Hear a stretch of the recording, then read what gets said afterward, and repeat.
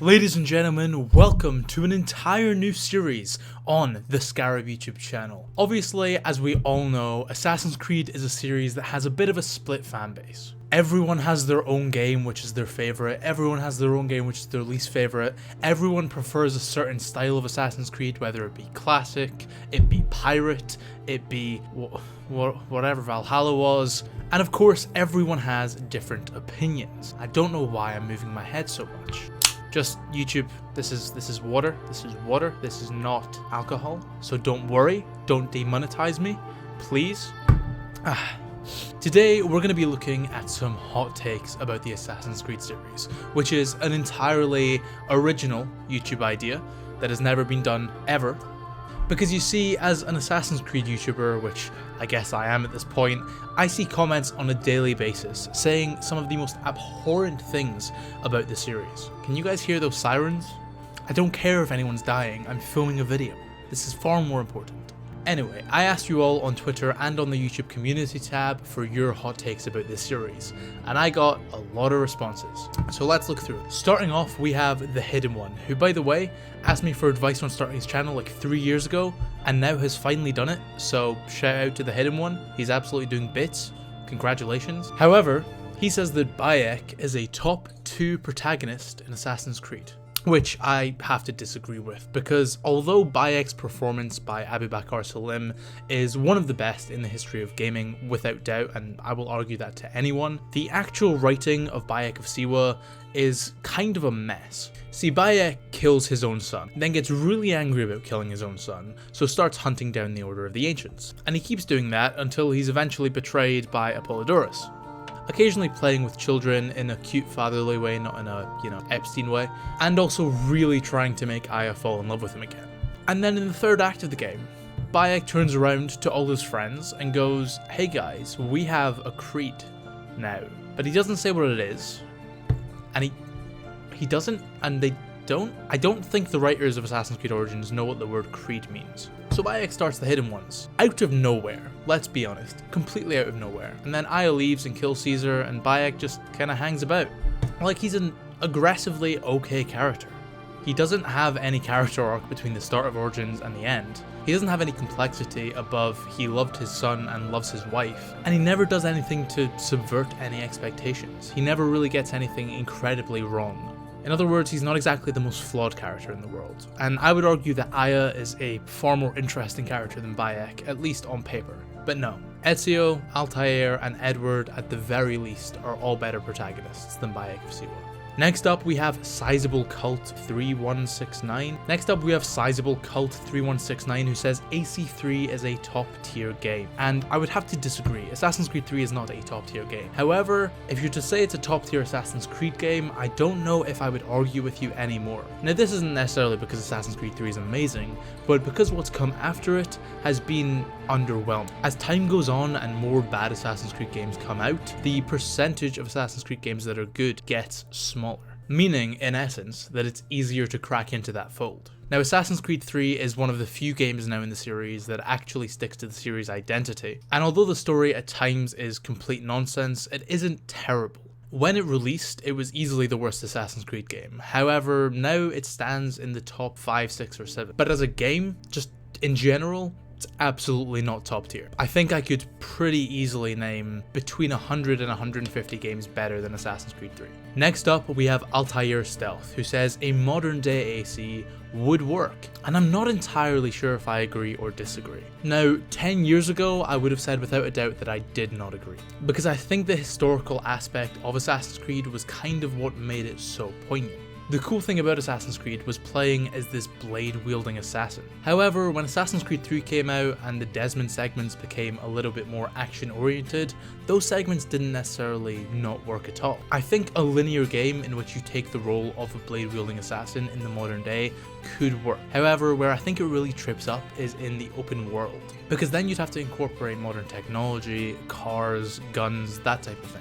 And I think to incorporate those, you'd have to massively change the gameplay formula, because it simply wouldn't make any sense for an assassin to just use a hidden blade and a sword in the modern day. And me personally, I don't want to play an Assassin's Creed game where I have a machine gun.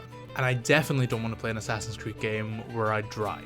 So it's strange. Could work in theory. I think it could work in Animus segments, Animus rifts like they did in Assassin's Creed Unity and Syndicate. I think that wouldn't be terrible, but not a complete open world Assassin's Creed game set in the modern day. However, Altair Stealth, I want to challenge you to make a video explaining why exactly you think that would work. Unless you've already done it by now, because this video is going up like in a month's time. So if you've already made that video, you know, congrats. Next up, we have Enzo Auditore 16, who says Assassin's Creed 2's story is overrated. The plot is not special, the villain is not developed, it is a revenge plot without the revenge at the end, almost as ridiculous as The Last of Us Part 2's revenge plot. Most of the characters do nothing and are just quirky with no depth to them. No, it's not true.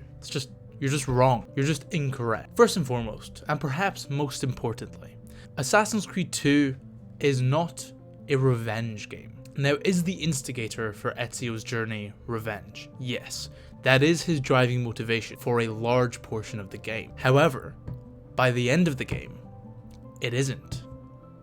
That's the point. That's what makes Assassin's Creed 2's story interesting. That's what separates it from all the other revenge plots that have been done throughout the history of fiction. Assassin's Creed 2 is a story of self-discovery. It's a story of self-understanding, and it's a story of coming to terms with grief. Ezio starts his journey because he wants to get revenge on his father and brother. He continues his journey because he feels a responsibility to his uncle and the memory of the rest of his family to continue it. And after his talk with Leonardo da Vinci in Venice, after he's hunted Templars for 2 decades, he comes to realize that he has a greater purpose. Not just to get revenge for his family, but to embody his family's creed. To embody what they stood for. And to eventually protect the artifacts that his family fought to protect. It feels like I'm going crazy sometimes because it feels like people just don't listen to the dialogue in the game. But Ezio doesn't go to Rome at the end of Assassin's Creed 2 to kill Rodrigo Borgia. He goes to Rome at the end of Assassin's Creed 2 after he collects all the codex pages and comes to the understanding that the papal staff is the second piece of Eden. And he needs to prevent Rodrigo Borgia at all costs from getting both pieces of Eden and unlocking the vault beneath the Vatican. He doesn't go just to get revenge on his father and brothers. Assassin's Creed 2's story is more complex than most people seem to give it credit for, and I think that's just because a lot of people haven't actually played it enough. And I'm not saying you should replay the games as much as I do, because that's just sad, but go back, revisit, and really pay attention to Ezio's story. Or just watch the video I made on it. Moving over to Twitter, we have Tyler, aka Tynamite, aka my dad, who says that Odyssey and Valhalla are the worst back-to-back games ever produced by a single franchise, but still somehow not worse than Halo 5. And I definitely agree that they are not worse than Halo 5. Would I say they are the worst back-to-back games ever produced by a single franchise? I would have to think through that for a while. It doesn't help that, as blasphemous as it is, I still quite like Assassin's Creed Valhalla, but I don't necessarily think it is a functional Assassin's Creed game. The only other examples I can think of that come straight to mind are Call of Duty Infinite Warfare and Call of Duty World War II coming out back-to-back, and Fallout 4 and Fallout 76 coming out back-to-back, but that's mainly just because of Fallout 76. Man, maybe it is. Maybe it is. What came out after Sonic 06? Okay, Tyler, you know what? I'll give you that. You are my dad after all. Moving on from there, we have Ethan, aka Fizzy, who says, every time I open an Assassin's Creed game, I think about my incontinence and then shit myself aggressively. Agreed. 100%. And last but not least, we have Mario5380, who says Assassin's Creed 3 should have been what it was originally intended to be, a game about Haytham, which is wrong. It was originally intended to just be a game about Connor, and the Haytham section was added afterwards. It's the other way around. But I see what you're saying. I think if Assassin's Creed 3 had focused on one protagonist, it probably would have ended up being a more coherent story. Because a lot of what makes Connor's story underwhelming is the fact that we had the Haytham section earlier on, which is so fantastic. And simultaneously, the Haytham section is kind of ruined by the fact that it's just stopped 4 hours into the game. In my dream scenario, Assassin's Creed 3 would have come out separately. In my dream rewrite of the series, Assassin's Creed 3 comes out as a separate individual game that just has Connor as the protagonist, and then Assassin's Creed Rogue comes out and it's the story of Haytham becoming a Templar, split between London and also America in the 7 Years' War. I think that would have made far more sense, been far more interesting, would have given us a Haytham game, would have gotten rid of Shay Patrick Cormac,